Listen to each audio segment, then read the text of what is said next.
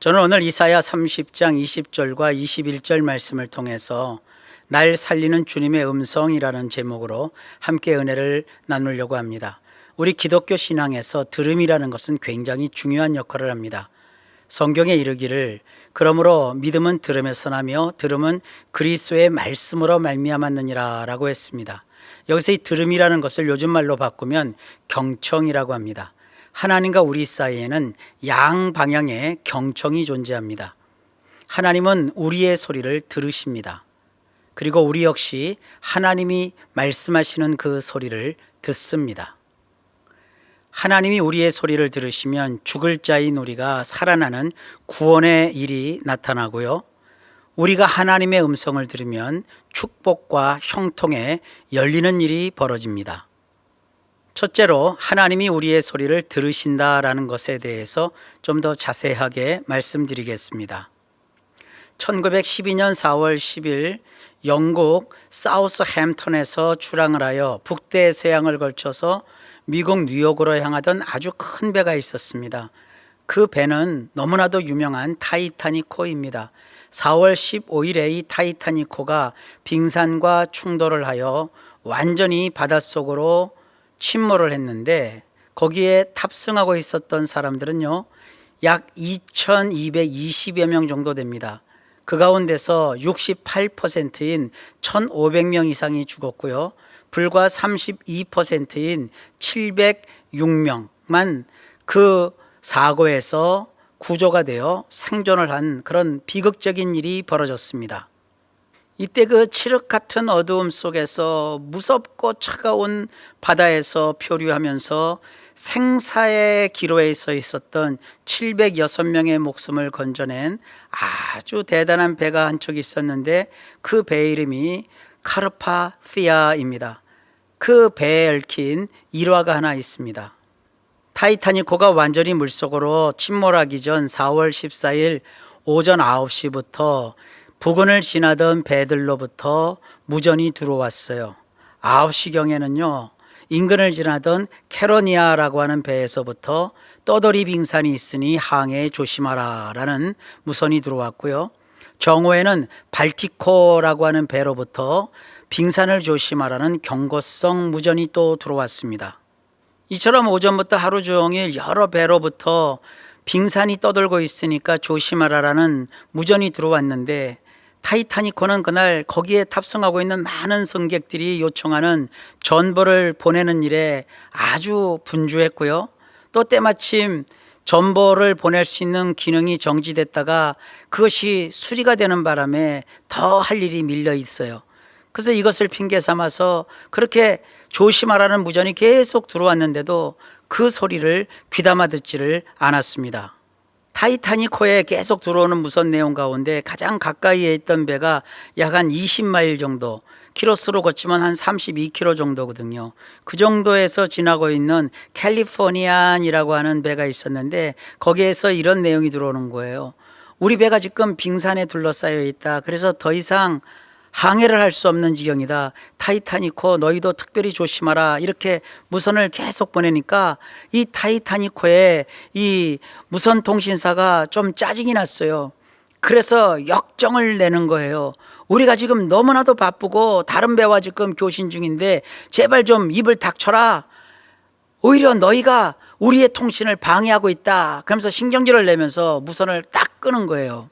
가장 가까이 있던 캘리포니안호에는 통신사가 한 명뿐이었는데 타이타닉호에서 역정을 내니까 무전을 꺼버리고요, 잘 시간이 되니까 가서 그냥 선실에 들어가서 콜콜 잠을 청하고 깊은 잠에 빠졌어요.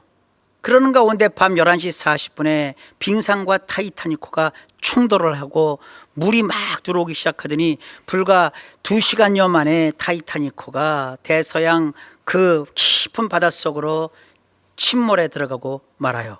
가장 가까이에서 구조할 가능성이 컸던 캘리포니안호에는 무전이 꺼 있는 상태니까요, 아무리 도와달라고 SOS를 쳐도요 그쪽에서 무전을 받지 못했으니 그 누구도 구조하러 올 수가 없는 그러한 비극이 벌어졌어요. 불행 중 참 다행이게도 타이타닉호가 막 침몰하고 있는 그날 4월 15일 밤 12시 25분경에 거기로부터 4시간이나 5시간 정도 거리에서 그 바다를 지나고 있는 배가 한 척이 있었는데 그 배 이름이 카르파티아라는 배예요. 거기에 무선 통신사 한 사람이 있었는데 그 사람의 이름은 해럴드 코탐이라는 분이에요. 낮에 타이타닉호 무선통신사가 캘리포니아호 무선통신사를 면박 준 일이 떠올라서 그 사람은 자기 일을 다 마쳐놓고 잠자리에 들기 전에 타이타닉호 상황이 좀 궁금을 했어요. 그래서 무선 호출로 타이타닉호를 불러보니까 이게 웬일입니까? 타이타닉호에서 아주 급하게 SOS 구조 신호를 보내는 거예요. 큰일 났습니다. 빨리 좀 와주십시오. 우리를 건져주십시오. 우리의 좌표는 이렇습니다. 우리의 배가 지금 빙산과 충돌을 해서 침몰 중입니다. 어서 와서 좀 살려주십시오. 이 말을 듣자 이 해럴드 커텀이라는 사람이 속옷바람으로 막 하고 1등 항해사에게 보고를 하고 또 선장에게 얘기해서 선장이 전속력을 달려 타이타닉이 침몰하고 있는 그 바다로 배를 몰았어요. 그래서 거기서 표류 중이었던 그 706명의 사람들을 구조하는 놀라운 일이 벌어집니다. 비록 타이타닉호에 승선했던 2220여 명의 사람들이 다 구조되지는 못했어도 그 중에 32%의 706명이라는 이 소중한 목숨이 만약에 인근을 지냈던 카르파티아 배의 무선 통신사인 해럴드 코텀이라는 사람이 그냥 무시하고 잠자리에 들어서 그 밤을 지냈다면 그 칙칙한 물속에 706명의 목숨 자체도 다 졸지에 사라져버리지 않았겠습니까? 이 해럴드 코탐이라는 사람이 무전으로 그들의 그 구조 소리를 듣고 얼른 가서 그들을 건져낼 수 있도록 했던 일은 얼마나 굉장한 것입니까? 이렇게 누군가의 목소리를 경청하고 듣는다는 것은 사람의 목숨을 살릴 수 있는 굉장히 중요하고 놀라운 일입니다. 우리 하나님은 우리의 요구에 귀 기울여 들으시는 분이라고 성경이 분명하게 말씀하고 있습니다. 만군의 하나님 여호와여 내 기도를 들으소서. 야곱의 하나님이여 귀를 기울이소서. 아멘. 내가 호소하는 살려달라는 소리, 나를 도와달라는 소리를 어떤 사람은 귀찮게 여기며 그 귀를 아예 닫아놓습니다. 하지만 우리의 좋으신 하나님은 적극적으로 귀를 기울여 내가 내는 이 소리를 다 들으십니다. 하나님은 우리의 처지와 형편을 살피실 뿐만 아니라 우리의 작은 신음소리 하나도 놓치지 않고 다 귀담아 들으시는 우리의 하늘 아버지이십니다. 그러므로 시편 기자는 이렇게 말합니다. 여호와여 그의 높은 성소에서 굽어보시며 하늘에서 땅을 살펴보셨으니 이는 갇힌 자의 탄식을 들으시며 죽이기로 정한 자를 해방하사 여호와의 이름을 시온에서 그의 영예를 예루살렘에서 선포하게 하려 하심이라. 아멘. 그러므로 우리는 이렇게 말해야 합니다. 여호와여 나의 말에 귀를 기울이사 나의 심정을 헤아려 주소서. 나의 왕 나의 하나님이여 내가 부르짖는 소리를 들으소서. 내가 주께 기도하나이다. 우리는 이처럼 나의 목소리를 들으시는 하나님, 들으시되 적극적으로 들으시는 하나님이심을 분명히 깨닫고 일마다 때마다 하나님을 향하여 우리의 사정과 형편을 조금도 숨김없이 남김없이 다 아뢰고 고백하여 말씀드려야 할 줄로 믿습니다. 하나님은 우리의 소리를 분명히 들으시는 분이십니다. 둘째, 나도 하나님의 소리를 들어야 합니다.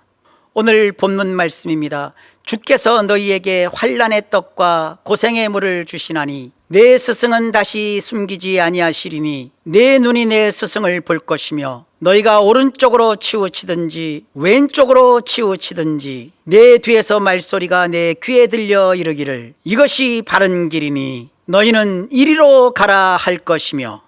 이 말씀은 자칫하면 오해하기 쉽습니다. 주께서 우리에게 환난의 떡과 고생의 물을 주신다고 했거든요. 그러니까 이 말씀을 그냥 액면 그대로 받아들이면 하나님께서는 참 야박하시다. 왜 우리에게 환난의 떡을 주고 고생의 물을 주시느냐. 우리가 어려워하고 힘들어하고 고생하는 것을 하나님은 좋아하시는 분인가 이렇게 오해하실 수가 있거든요. 근데 이 말씀은 전혀 그런 뜻이 아닙니다.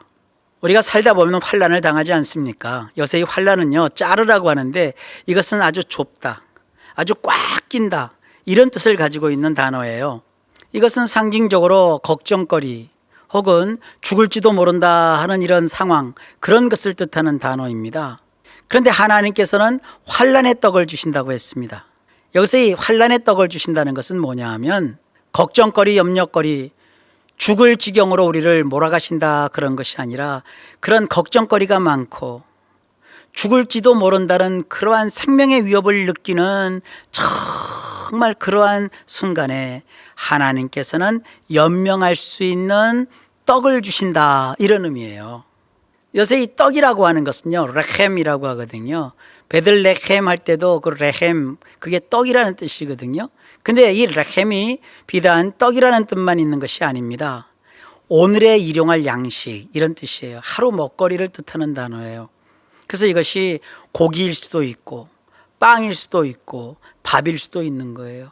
죽을 처지에 있는 사람, 죽을지도 모른다는 사람, 굶어 죽을지도 모른다, 망할지도 모른다, 아주 위기 가운데 있는 사람에게 죽지 않도록, 연명할 수 있도록 뭔가 먹을 거리를 주시고 기회를 주시고 살 길을 열어주시는 그런 분이다라는 의미가 환난의 떡을 주신다라는 이 언어가 갖고 있는, 이 문장이 갖고 있는 기본적이고 본질적인 뜻입니다.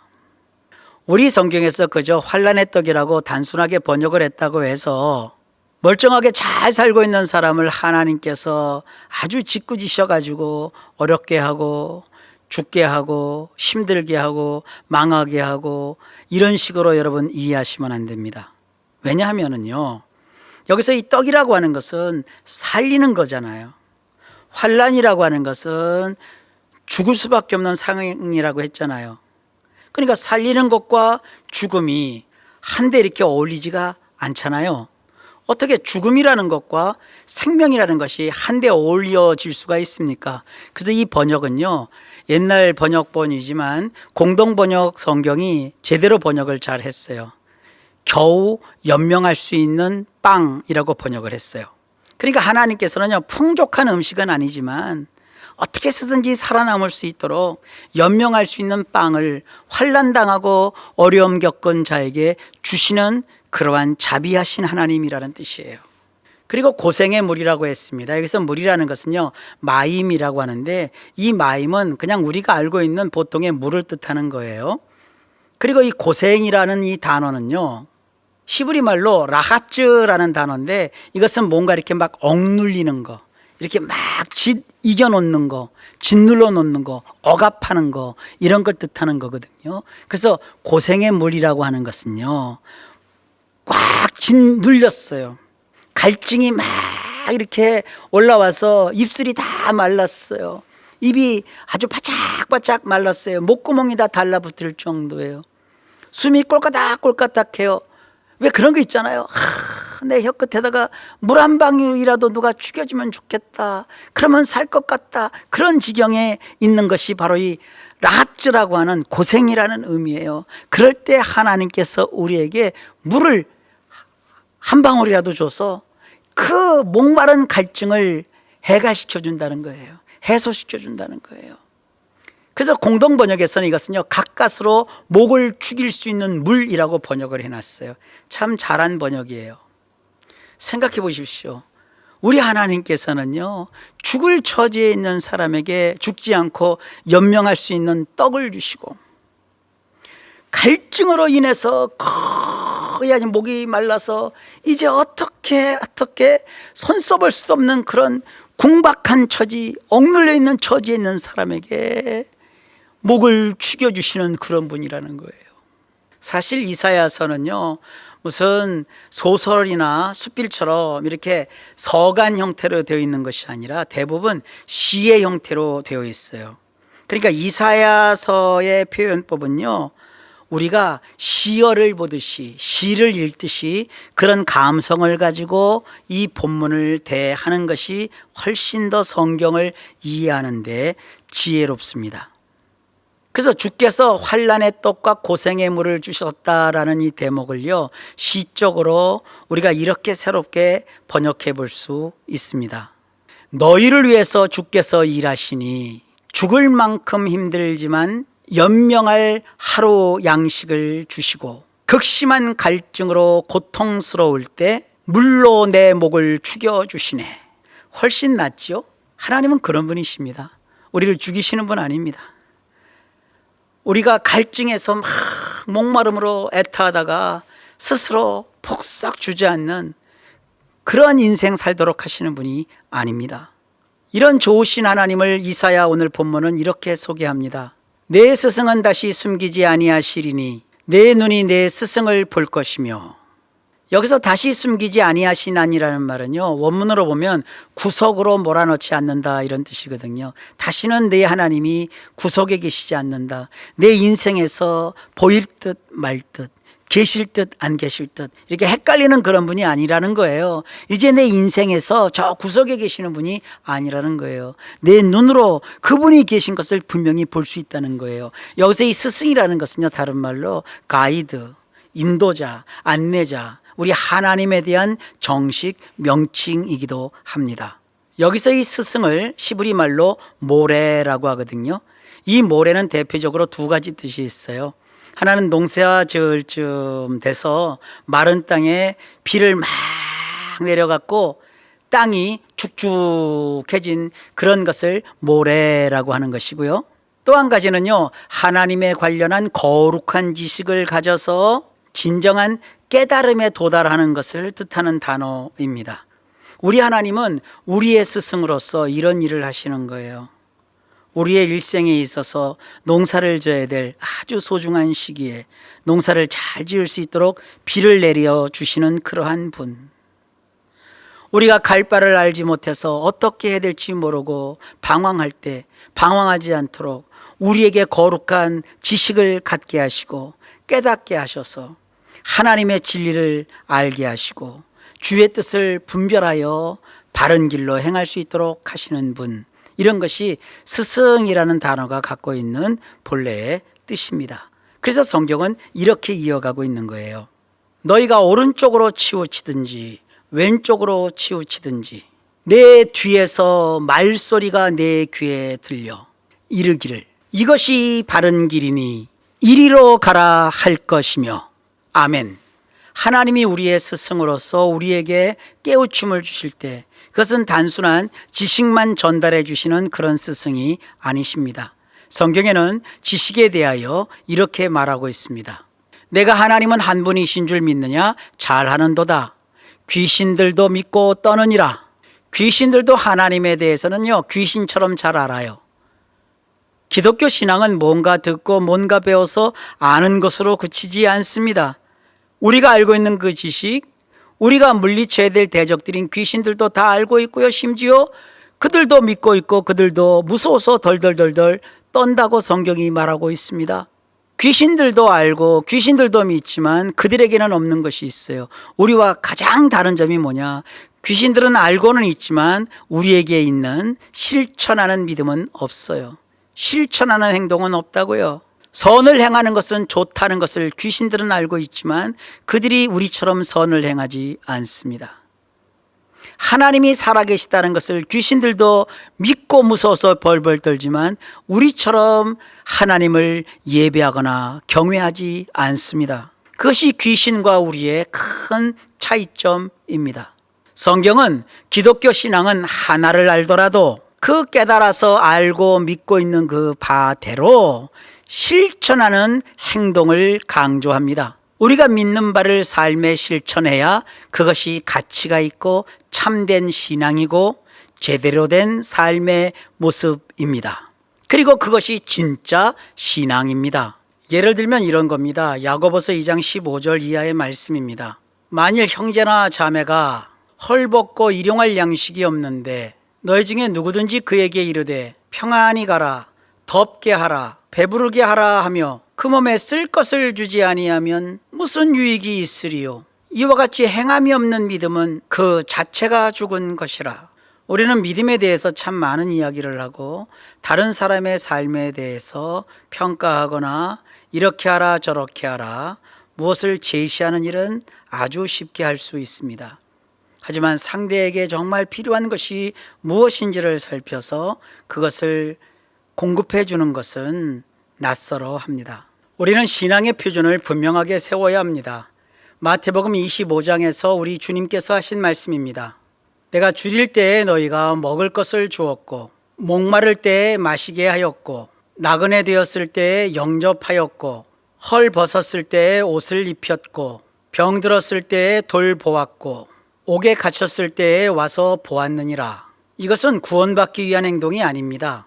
이것은 예수 믿고 이미 구원받은 사람이 세상을 사는 삶의 자세요, 태도요, 모습입니다. 우리 모두 이런 삶을 표준으로 삼아서 살아야 마땅합니다. 조금 전 이사야가 했던 것처럼 하나님은 우리에게 있어서 모래, 곧 스승 같은 분이십니다. 이 스승을 다른 말로 요즘은 멘토라고도 하지요. 우리는 멘토이신 하나님에게 배우고 또 익히며 삶의 본을 받습니다.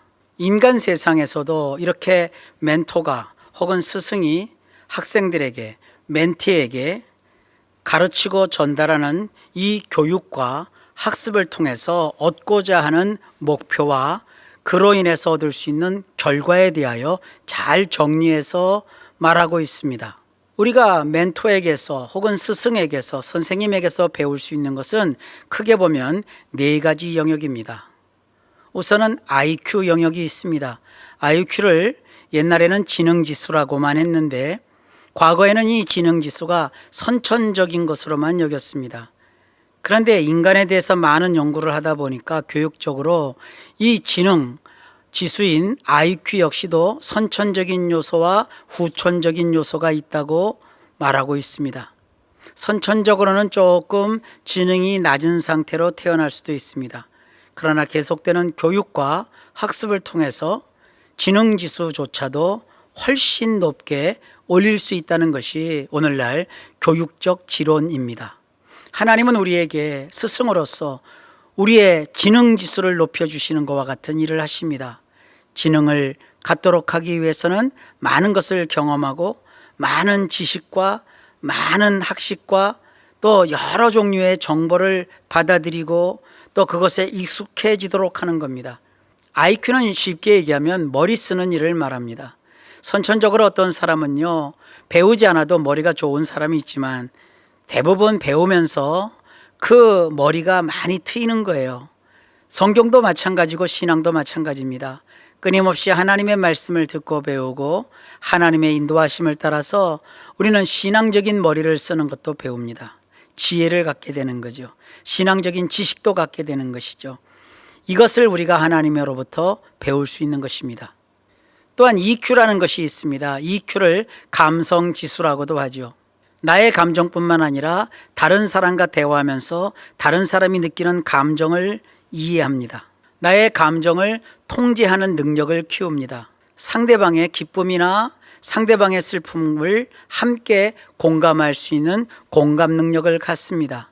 이런 것이 다 EQ, 감성지수에 해당하는 일들입니다. 우리가 하나님을 믿고 또 주님을 따르고 우리의 스승이신 하나님께서 우리에게는 감성이 좋아지는 쪽으로 우리를 가르치고 우리를 지도하십니다. 그래서 예수를 믿으면요, 기쁨과 또 다른 사람의 아픔과 또 다른 사람이 겪는 어려움에 대해서 공감할 수 있는 능력들이 많이 커갑니다. 예수 믿으면서 여러분들의 EQ가 많이 향상된다는 것을 절감하게 되실 겁니다. 그 다음에 CQ라는 것이 있습니다. 이것을 문화지수라고 합니다. 흔히 말하는 어떤 정서와 교양에 있어서 많은 것들이 높아지는 것이죠. 무슨 악기를 배우면 처음에는 서투릅니다. 그러나 계속 악기를 배우고 연마하고 또 여러 가지 기능을 연습하고 습득하다 보면 전문적인 악기 연주자가 되는 거예요. 이런 전문적인 재능, 이런 것들을 가리켜서 문화지수라고 합니다. 예수를 믿으면 하나님께서 우리에게 이러한 문화지수를 높여주십니다. 그래서 예수를 믿어도요, 아마추어식으로 믿는 게 아니라 믿는 일에 있어서 전문가가 되는 거예요. 믿는 자답게 생각하고, 믿는 자답게 판단하고, 믿는 자답게 삶을 살고, 믿는 자답게 어떠한 상황에서 처신하는 것. 이러한 것이 신앙인으로서 하나님께서 우리에게 가르쳐 주시는 삶의 또 하나의 영역이기도 합니다.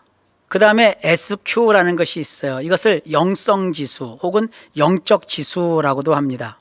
이건 뭔가에 적응할 수 있는 능력, 새로운 것을 창조해낼 수 있는 창의적인 능력, 이런 것들을 요즘 영성 능력 혹은 영적 능력이라고 합니다. 우리가 현대 삶을 사는 데 있어서 아주 중요시 여기는 또 하나의 한 영역이기도 합니다.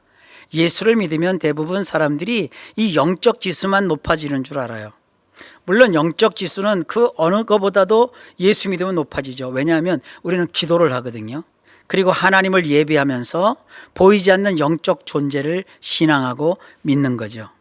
원래 이 믿음이라는 것을요, 고대 수메르 문자를 통해서 보면은요, 점괘를 따라 산다. 신이 내려주는 계시에 따라서, 그 지시에 따라서 삶을 산다. 이런 의미를 가지고 있어요. 믿음을 가진 사람은 인생을 살 때 내 판단과 내 상식과 내 지식과 내 경험으로만 살지 않습니다. 하나님이 알려주시는 삶의 지혜, 하나님께서 인도해 주시는 삶의 방법과 길, 그것을 쫓아 살아가는 것이거든요. 그러면서 자연스럽게 우리에게 키워지는 것이 이 SQ, 영성 지수입니다. 세상적으로도 이 영성 지수의 가치를 많이 요즘들은 강조해요. 왜냐하면 지능이 좀 떨어지는데도 이 SQ가 높으면은요, 남들보다도 더 뛰어난 역량을 발휘한다는 거예요. 그래서 이 SQ 지수가 높은 사람들에게 권장하는 직업들을 보면 CEO, 남을 지도하는 지도자적인 역할, 뭔가를 경영할 수 있는 경영자, 이런 쪽에 SQ 지수를 굉장히 많은 뭐라고 할까요? 점수를 준다는 거예요.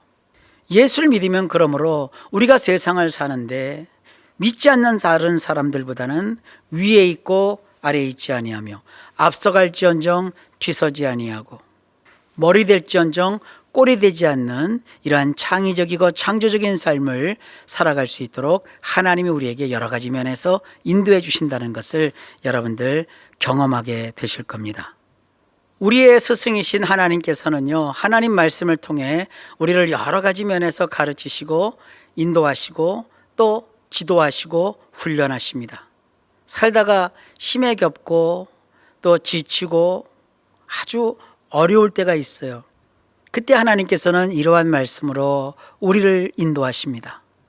우리가 선을 행하되 낙심하지 말지니 포기하지 아니하면 때가 이름에 거두리라.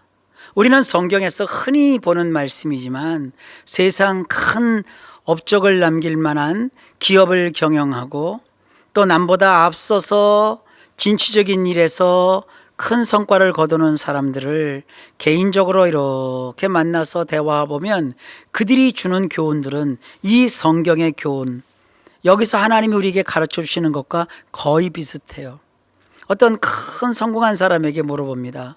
당신이 젊은 자들에게 권하고 싶은 교훈이 뭡니까? 그러니까 성공하는 자가 이렇게 얘기를 해요. Never give it up. 절대 포기하지 마세요. 자기는 그 성공의 자리에 오를 때까지 순간순간마다 어려움을 겪었다는 거예요. 그때마다 자기는 결코 포기하지 않겠다 하는 이런 일념을 가지고 거기에서 벗어났더니 지금 성공의 자리까지 와 있다라고 고백을 해요. 그게 어디에서 나오는 얘기입니까? 하나님께서 이미 성경 말씀에서 말씀하고 있는 것 아닙니까? 선을 행하다 힘들다고 어렵다고, 그렇지만 낙심하지 말라. 포기하지 않으면 때가 이름에 거두리라. 어떤 사람은 말씀 한마디를 봐도 그냥 흘려 지나가는 물처럼 그냥 지내치는 사람이 있는가 하면 말씀 한마디 한마디를 자기 삶의 교훈으로 삼아서 그 말씀을 붙들고 끝까지 견디면서 성취하고 말씀을 경험하는 자가 있어요. 하나님의 인도와 하나님의 가르침을 잘 받는 자가 인생을 성공하는 자고 지혜로운 자라는 것을 오늘 깨달았으면 참 좋겠습니다. 또 살다 보면 남이 나를 알아주지 않고 또 인생이 참 서럽고 너무나도 큰 슬픔과 우울 속에 내 자신이 어찌할 바를 알지 못하고 방황할 때가 있어요. 그럴 때 하나님께서 스승이 되셔서 말씀으로 우리에게 다가오셔서 우리를 깨우쳐주고 가르쳐주고 나의 삶을 해석하게 하고 바르게 나의 인생을 볼 수 있는 관점을 가지게 하시고 그 말씀에 터잡아 다시 한번 힘을 얻게 하십니다. 이외에도 우리는 인생길을 가면서 많은 복병도 만납니다. 험한 꼴도 때로 봅니다. 당해서는 안 될 어처구니 없는 일도 겪습니다. 원치 않는 질병이 나를 괴롭힐 때도 있습니다.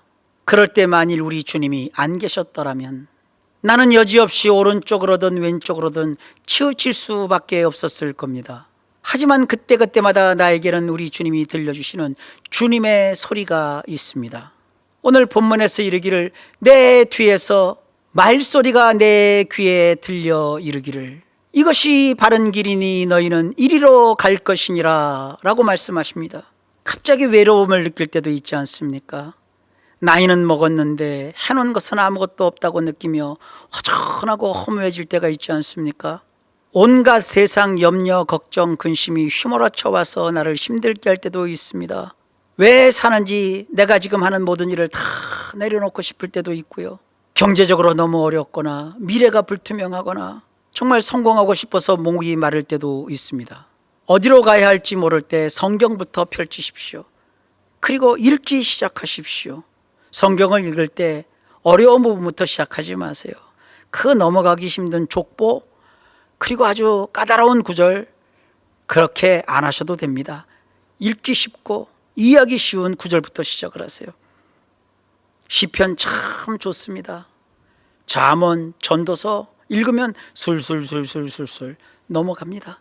그런 부분부터 어렵고 힘들 때 말씀을 펼쳐서 무섭게 읽어보세요. 거기에 반드시 하나님이 열어놓으신 답이 보이고 그 말씀이 하나님의 음성이 되어서 나의 마음에 막 소리를 발할 겁니다.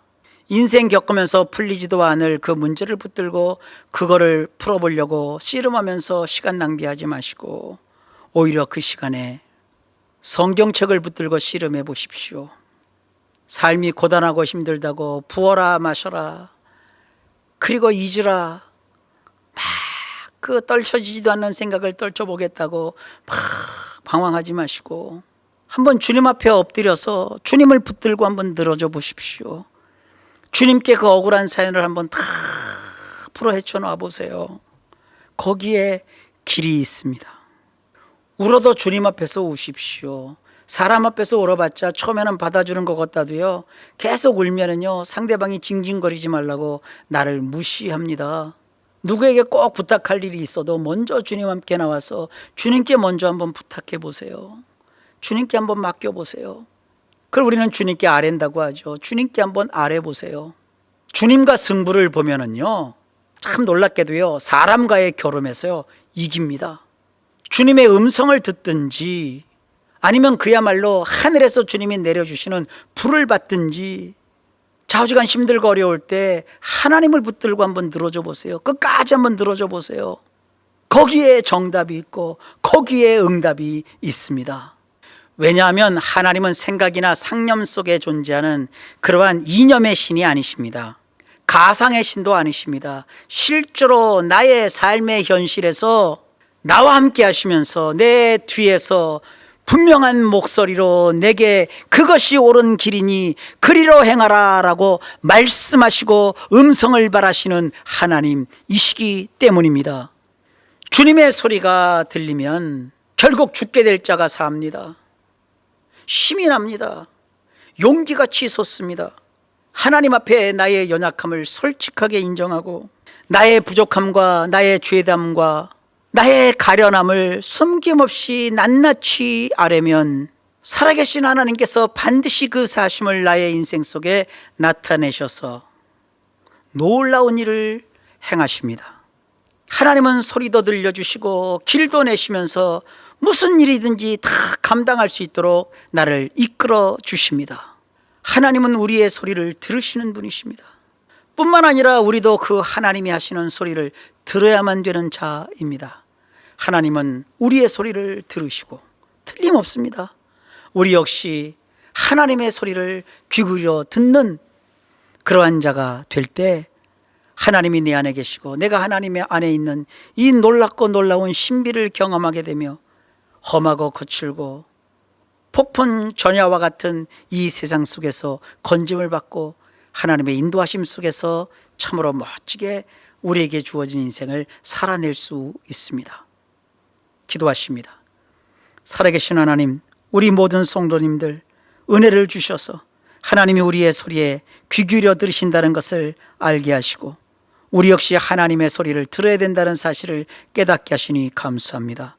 이런 놀라운 성도들 다 되게 하셔서 복되고 즐겁고 의미 있는 삶을 다 살아 누리게 하여 주옵소서. 우리 그 주 예수님의 이름으로 간절히 기도하옵나이다. 아멘.